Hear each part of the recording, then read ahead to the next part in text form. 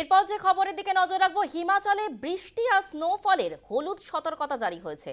হিমাচলে বৃষ্টি আর স্নোফলের হলুদ সতর্কতা জারি করেছে আবহাওয়া দপ্তর। কুলু এবং মান্ডিতে ভারী তুষারপাত।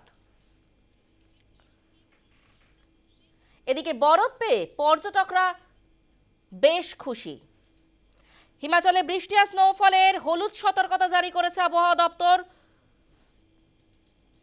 কুলু এবং মান্ডিতে ভারী তুষারপাতের সতর্কতা।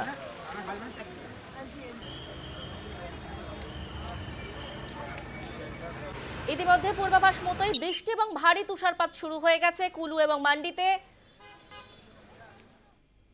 তুষারপাতে খুশি পর্যটকরা।